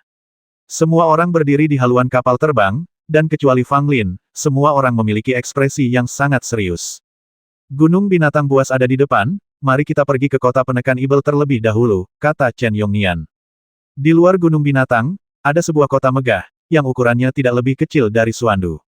Terlebih lagi, tembok kota itu tinggi dan dijaga dengan baik, menjadikannya benteng perang sejati. Kota ini diberi nama Kota Penekan Setan. Begitu mendengar namanya, Anda pasti tahu tujuan didirikannya kota ini, yaitu untuk melawan dan melindungi diri dari para monster di Gunung Binatang. Kota penangkal setan ini dibangun ribuan tahun lalu. Cabang keluarga kerajaan-kerajaan Suan telah menjaga kota tersebut selama beberapa generasi. Kota ini penuh dengan orang-orang kuat dan dapat dikatakan sebagai kota terkuat di kerajaan Suan setelah Suandu. Ribuan tahun yang lalu, terjadi gelombang pasang yang dahsyat di Gunung Binatang.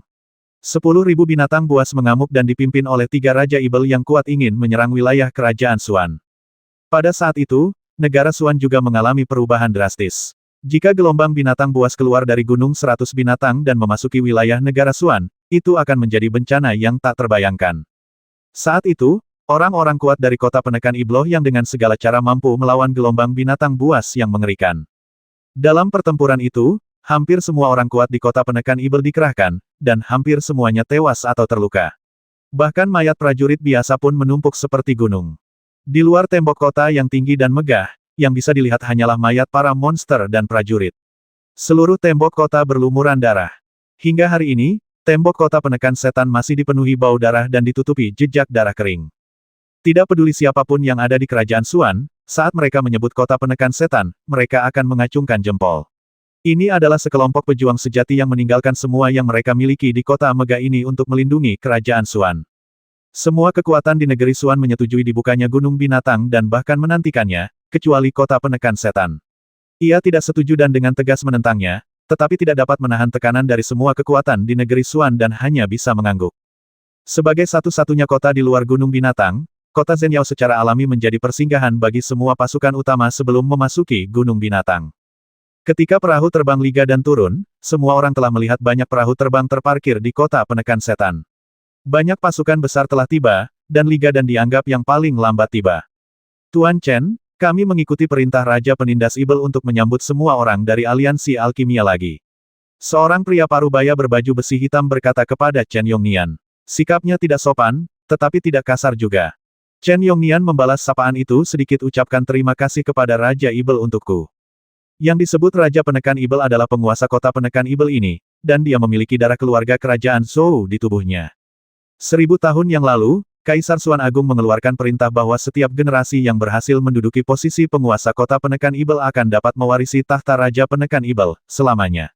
Setiap generasi Raja Penindas Ibel adalah yang terkuat di antara yang kuat, dan harus melewati ujian di Gunung Binatang Ganas sebelum memenuhi syarat untuk mewarisi tahta. Jika bukan karena Raja Penindas Ibel yang harus menjaga kota ini selamanya, saya khawatir tidak akan ada seorang pun yang tahu siapa yang akan duduk di singgasana naga di Suandu. Semua orang di negeri Suan tahu bahwa generasi Raja Penekan Ibel ini memiliki temperamen yang buruk. Bahkan ketika pasukan besar datang ke kota penekan setan, mereka tidak keluar untuk menyambutnya secara langsung. Bahkan ketika orang-orang dari istana pangeran dan keluarga kerajaan tiba, Raja Penekan Ibel tidak muncul. Namun tidak seorang pun berani mengeluh.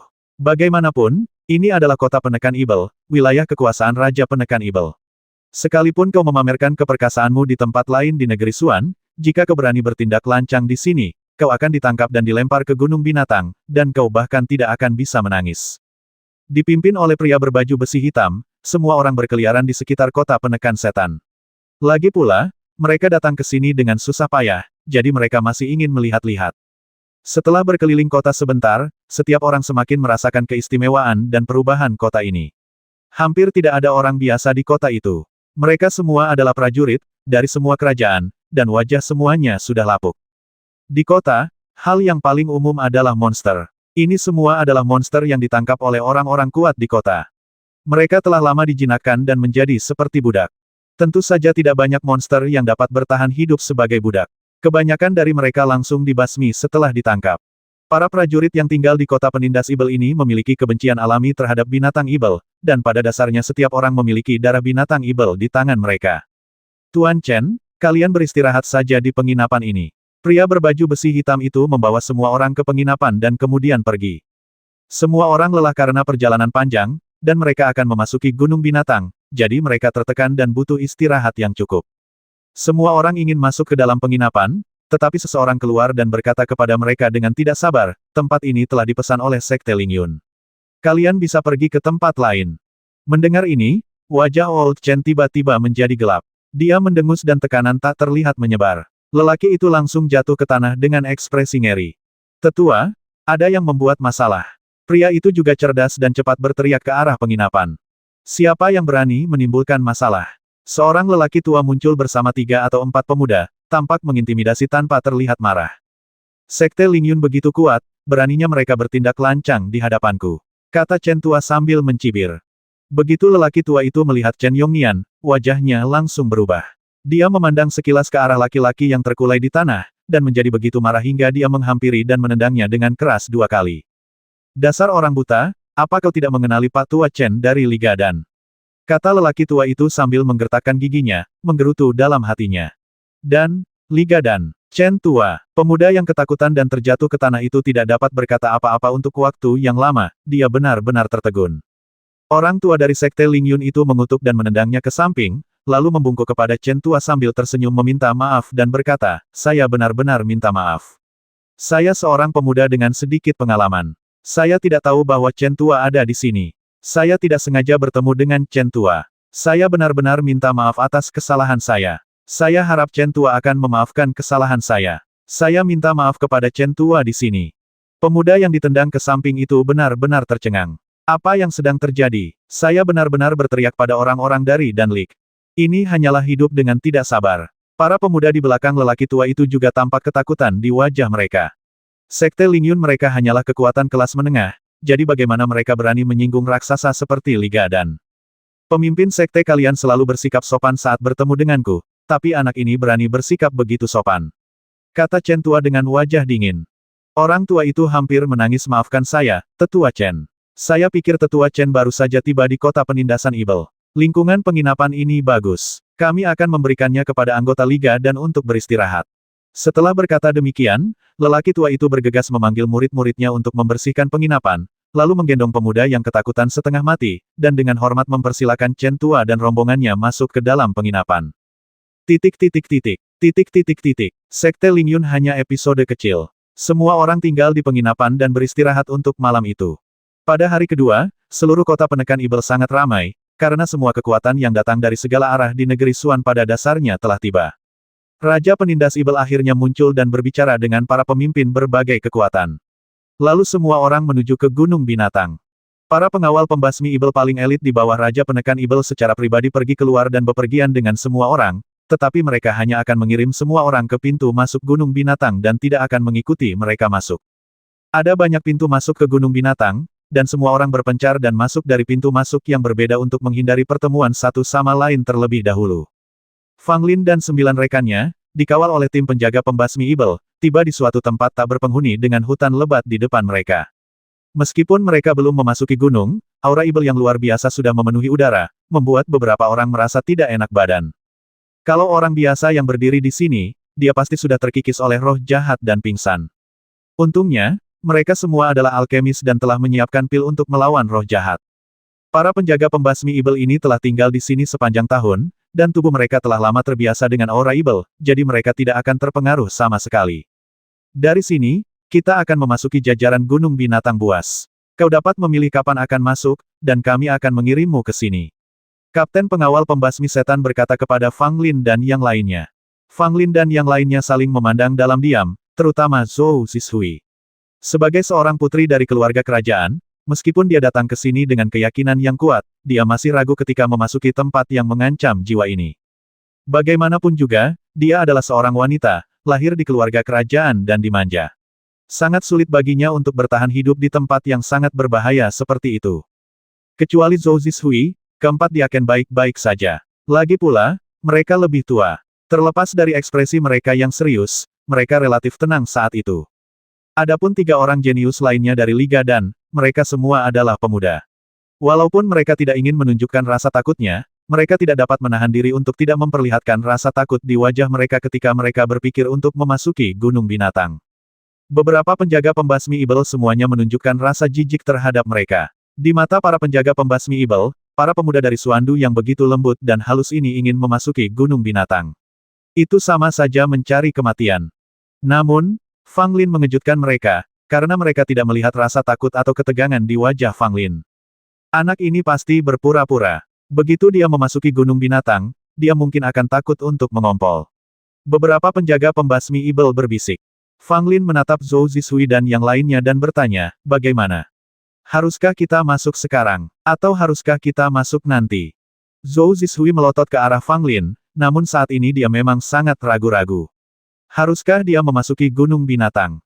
Tunggu sebentar lagi. Mari kita persiapkan mental, kata seseorang. Dilihat dari penampilannya, dia begitu gugup hingga dia bahkan tidak bisa berbicara dengan jelas. Fang Lin tidak menertawakan mereka. Lagi pula, mereka semua adalah anak muda berusia 20-an dan belum pernah mengalami badai apapun. Tidak dapat dielakkan bahwa mereka akan merasa takut ketika tiba-tiba diminta memasuki suatu tempat seperti Gunung Binatang. Fang Lin berbeda. Dia telah melihat banyak kejadian besar di kehidupan sebelumnya. Dalam kehidupan ini, dia juga pernah mengunjungi tempat-tempat berbahaya seperti Gua Tak Berujung dan Gunung Hantu serta Danau Darah. Dia memiliki banyak pengalaman dan mampu tetap tenang bahkan ketika menghadapi runtuhnya Gunung Tai. Wah, kamu tidak takut? Tanya sang kapten pengawal pembasmi ibel. Fang Lin tersenyum, tentu saja aku takut, tapi apa gunanya takut? Bisakah aku bertahan hidup di sana hanya dengan takut? Kamu cukup berpikiran terbuka, tetapi aku juga menyarankanmu untuk tidak masuk ke sini. Jika kamu masuk, aku khawatir tidak ada yang bisa keluar. Kapten pengawal pembasmi ibel berkata sambil tersenyum, kata-katanya penuh dengan penghinaan terhadap semua orang. Fang Lin tersenyum dan tidak peduli. Wajar bila orang lain memandang rendah dirinya dan orang lain. Zhou Zishui tiba-tiba berkata, aku sudah memutuskan. Aku akan masuk sekarang. Mendengar ini, ketiga jenius lainnya tercengang, lalu tampak malu. Zhou Zishui adalah seorang wanita, tetapi dia sangat pemberani. Bagaimana mungkin beberapa pria dewasa seperti mereka merasa takut? Bagaimana denganmu? Fang Lin memandang mereka bertiga. Kami juga tidak akan mundur, kata ketiganya. Jika Anda ingin masuk, lakukanlah dengan cepat sehingga kami dapat kembali dan melaporkannya, kata kapten pengawal pembasmi ibel. Pada saat itu, 4 diaken Liga dan berjalan di depan, memegang senjata di tangan mereka, dan membuka jalan. Fang Lin dan teman-temannya berjalan di belakang, dengan hati-hati mengikuti keempat diaken dan perlahan memasuki hutan. Pada saat yang sama, hal yang sama terjadi di setiap pintu masuk ke Gunung Binatang. Beberapa orang akhirnya menyerah ketika hendak memasuki gunung. Mereka begitu takut untuk masuk sehingga tidak punya pilihan selain mundur. Ada cukup banyak orang seperti itu. Bahkan beberapa orang berbakat yang sebelumnya difavoritkan oleh kekuatan besar pun mundur di menit-menit terakhir, yang menyebabkan banyak orang mendesah dan meratap. Tentu saja, di mata sebagian orang lain, meskipun mundur pada saat kritis bukanlah ide yang bagus, setidaknya hal itu dapat menyelamatkan hidup Anda dan dianggap sebagai keputusan yang bijaksana. Di kota penekan ibel, Raja Penekan Ibel, berpakaian jubah hitam, duduk di kursi paling atas, dengan orang-orang dari berbagai kekuatan duduk di bawahnya. Semuanya, saya tidak pernah setuju dengan pembukaan Gunung Binatang Buas, tetapi karena Yang Mulia telah setuju, saya tidak akan banyak bicara. Namun, jika murid-murid Anda tidak dapat keluar dari Gunung Binatang Buas, itu hanya bisa berarti bahwa mereka tidak cukup kuat atau bernasib buruk. Raja Penindas Ibel berkata dengan keras, suaranya sekeras lonceng, dan terdengar kuat dan bertenaga. Yang Mulia benar, jawab semua orang. Raja Ibel melihat sekeliling dan tiba-tiba tersenyum, oh, aku lupa memberitahumu bahwa setengah bulan yang lalu, aku pergi ke Gunung 100 Binatang dan menemukan banyak hal yang tidak biasa terjadi di sana. Mendengar ini, semua orang yang hadir tampak bingung. Saya ingin tahu hal-hal aneh apa yang terjadi di Gunung Binatang Buas. Saya harap Yang Mulia dapat memberitahu saya dengan jelas. Seorang lelaki tua dari sekte itu bertanya. Raja Penindas Ibel memandang ke arah pegunungan di luar kota dan berkata, setengah bulan yang lalu, aku melihat 3 tanaman obat suci di Gunung 100 Binatang. Nilai masing-masing tanaman obat lebih tinggi daripada tanaman obat kuno berusia 1000 tahun. Apa? 3 tanaman suci. Ini adalah kesempatan yang bagus. Mengapa Raja Ibel tidak membawa kembali obat suci? Ada yang bingung, ada yang takjub, dan ada pula yang skeptis. Alasan mengapa obat suci disebut obat suci adalah karena harta alam semacam ini hampir sulit ditemukan di dunia dan memiliki manfaat ajaib yang luar biasa. Titik titik titik. Titik titik titik. Obat suci berusia 100 tahun lebih berharga daripada obat kuno berusia 1000 tahun. Obat suci yang berusia 1000 tahun hanyalah sebuah keberadaan yang tak terbayangkan. Ia pasti diberkahi kecerdasan dan bahkan dapat berubah wujud menjadi iblis. Alkisah ada seorang laki-laki yang memperoleh obat suci di Gunung Binatang. Kekuatannya meningkat drastis dan ia berubah dari prajurit lemah menjadi raksasa. Tentu saja, ada banyak jenis obat suci, dan efeknya bervariasi.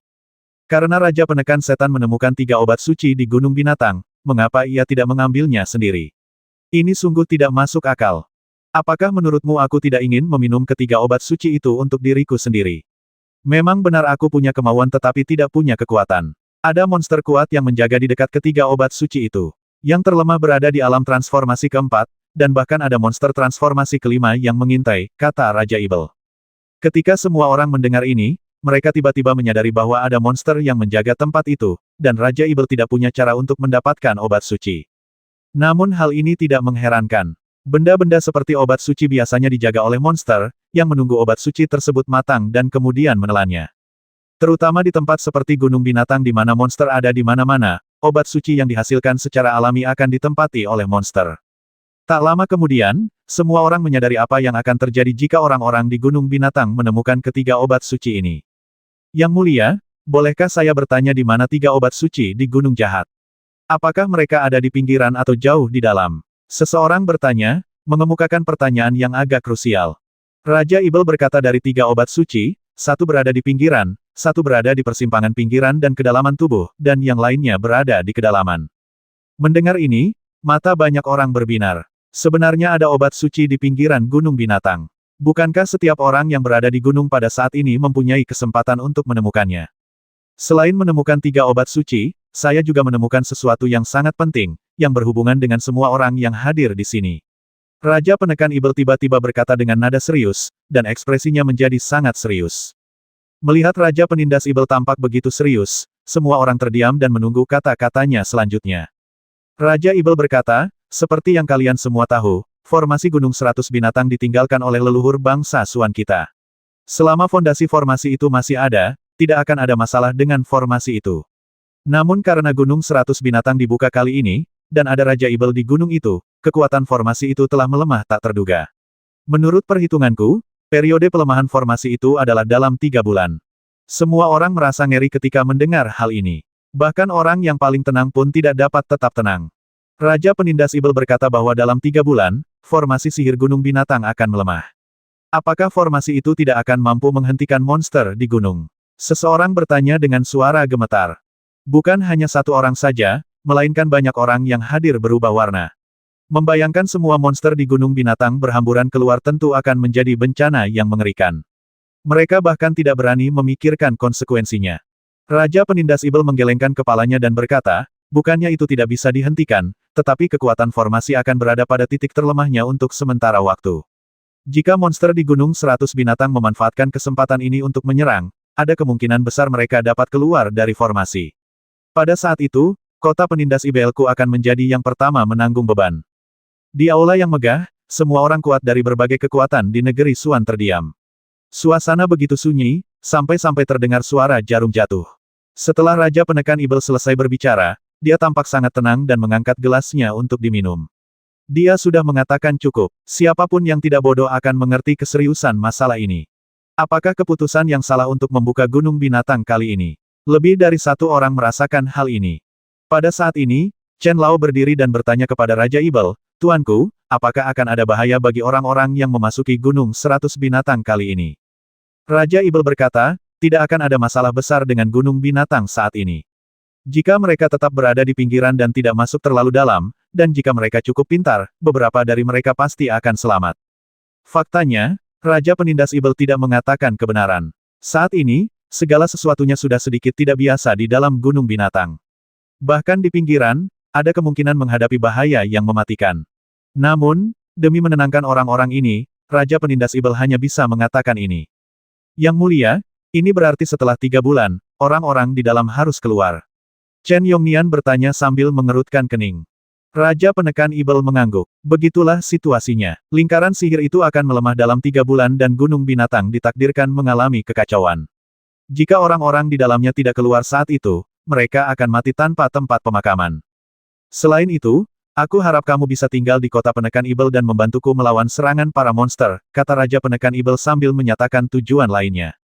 Jika monster di Gunung Binatang benar-benar menyerbu, kota Penekan Monster tentu akan menjadi yang pertama menanggung bebannya. Itu juga merupakan penghalang pertama untuk melawan monster. Jika kota Penekan Monster hilang, tanah di belakangnya akan datar dan monster akan membanjiri wilayah negara Suan tanpa ampun. Pada saat itu, semua kehidupan akan hancur dan negara Suan akan menghadapi bencana yang mengerikan. Dengan kekuatan kota Penekan Setan saat ini, jelas tidak realistis untuk menghentikan amukan monster di Gunung Binatang. Dari segi jumlah saja, monster di Gunung Binatang jumlahnya ratusan kali lebih banyak dari para prajurit di kota. Terlebih lagi, jika seekor binatang Ibel setingkat Raja Ibel muncul, itu akan menyebabkan pukulan yang menghancurkan bagi kota Penekan Ibel. Oleh karena itu, Raja Penekan Ibel perlu mempertahankan orang-orang kuat ini di sini, membiarkan mereka bertarung melawan monster bersama-sama, dan bahkan membawa berbagai kekuatan di belakang mereka. Dengan cara ini, akan ada peluang untuk memblokir monster di luar kota Penekan Setan dan menjaga keamanan bagian belakang Kerajaan Suan. Semua orang saling memandang, namun tidak ada seorang pun yang menjawab. Sejujurnya, setelah mengetahui perubahan besar akan terjadi di sini dalam 3 bulan, tidak ada seorang pun yang ingin tinggal di sini. Saya tahu bahwa sulit untuk memaksa orang lain melakukan sesuatu, tetapi selama kalian semua bekerja sama untuk mempertahankan kota Penekan Ibel, kita dapat membawa kedamaian bagi pasukan di belakang kalian. Jika tidak, begitu monster memasuki negara ini, siapa di Kerajaan Suan yang dapat menjauh darinya? Kata Raja Penekan Ibel. Belum lagi suasana di kota Penekan Ibel yang saat ini dipenuhi dengan atmosfer yang berat. Di sebuah hutan lebat di Gunung Binatang, Fang Lin dan kelompoknya yang beranggotakan 9 orang berkumpul di bawah sebuah pohon yang menjulang tinggi, dan setiap orang memperlihatkan ekspresi kelelahan di wajah mereka. Mengapa nasibku begitu buruk? Begitu aku masuk, aku bertemu 3 monster, yang semuanya berada di alam transformasi ketiga. Fang Lin mengutuk. Orang lain semua menatapnya dengan pandangan miring. Anda tidak mengambil tindakan apapun saat menghadapi monster itu, dan masalah itu tetap diselesaikan oleh keempat Diaken Liga dan. Tapi sejujurnya, Fang Lin dan krunya sungguh tidak beruntung. Mereka baru saja memasuki Gunung Binatang ketika 3 monster transformasi ketiga, tingkat pertama melompat entah dari mana, termasuk laba-laba Ibel bercakar 8 yang sangat sulit. Kalau bukan karena keempat anggota Liga dan itu yang sangat kuat dan unggul di wilayahnya, akan sangat sulit menghadapi ketiga monster itu. Setelah berjalan jauh ke sini, beberapa orang memutuskan untuk beristirahat.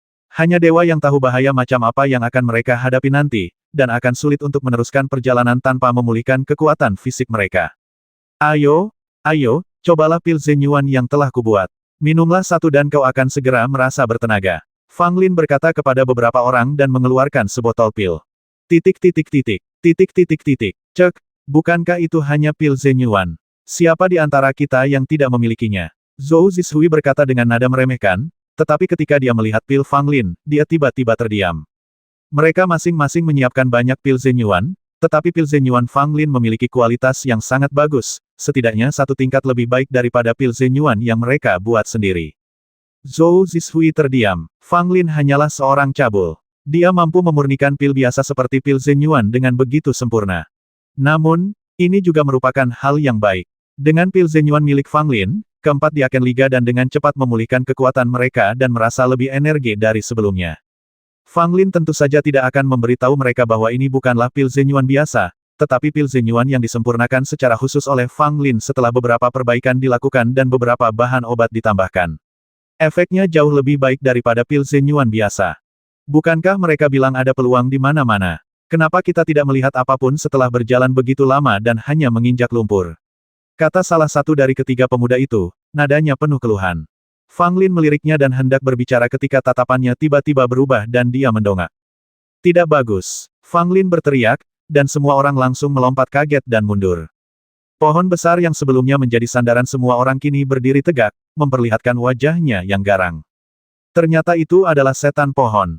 Otang pembawa sial, aku hampir kena masalah. Fang Lin mengutuk. Keempat Diaken Liga dan mengambil tindakan, mengepung monster pohon, menggunakan berbagai cara, dan setelah pertempuran sengit, mereka akhirnya membasmi monster pohon transformasi ketiga, tingkat kedua.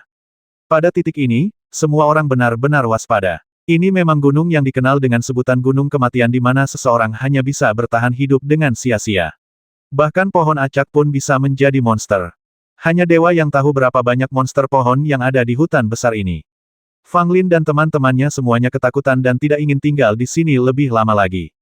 Keempat Diaken Liga dan memiliki tingkat kultivasi tertinggi dan berjalan di depan.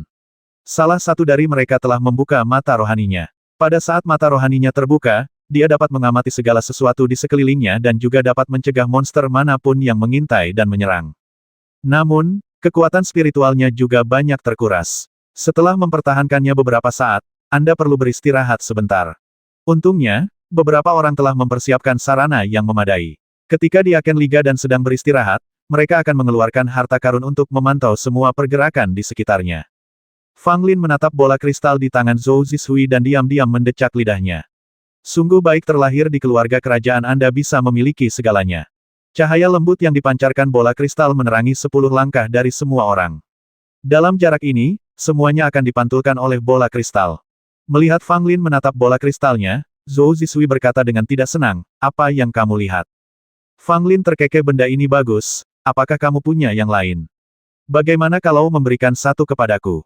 Zhou Zishui sedikit mengernyit, "Ini adalah harta karun keluarga kerajaanku. Aku hanya membawa satu, tidak ada yang lain. Lagi pula, bahkan jika aku punya satu, mengapa aku harus memberikannya kepadamu?" Fang Lin melengkungkan bibirnya, "Lupakan saja jika tidak ada." Dia dapat melihat bahwa Zhou Zishui agak jijik padanya, tetapi itu tidak mengherankan. Lagi pula, dia telah bertarung langsung dengan Zhou Yishui, dan dia menduga bahwa anggota keluarga kerajaan tidak memiliki kesan baik terhadapnya. Saat mereka berjalan, pepohonan di sekitar mereka mulai jarang, dan beberapa bekas terbakar muncul di tanah. Tempat ini tidak biasa, berhati-hatilah. Diakon Liga dan yang telah membuka mata rohaninya memberikan instruksi, ekspresinya tampak sedikit serius. Siapapun dapat melihat bahwa hanya ada sedikit pepohonan di sini, tanahnya tertutup tanah hangus, dan udaranya dipenuhi bau terbakar. Jelas itu bukan tempat yang baik. Pada saat itu, sebuah bola api yang besar muncul dari kejauhan dan melesat ke arah mereka. Diakon Liga dan yang membuka mata rohaninya segera mengambil tindakan. Dia mengangkat tangannya dan melancarkan serangan telapak tangan, tetapi dia tidak menyangka api itu begitu dahsyatnya hingga dia tidak dapat menghentikannya hanya dengan satu telapak tangan. Ledakan. Ketika api datang, semua orang segera bubar. Kecuali Fang Lin, semua orang berada di alam Tianyuan, jadi reaksi mereka tentu saja tidak lambat. Kekuatan Fang Lin juga setara dengan pembangkit tenaga listrik Tianyuan, jadi dia secara alami tidak akan tertinggal. Seekor kera besar datang dari kejauhan, dengan api menyala di kepala dan bahunya, dan seluruh tubuhnya hitam pekat.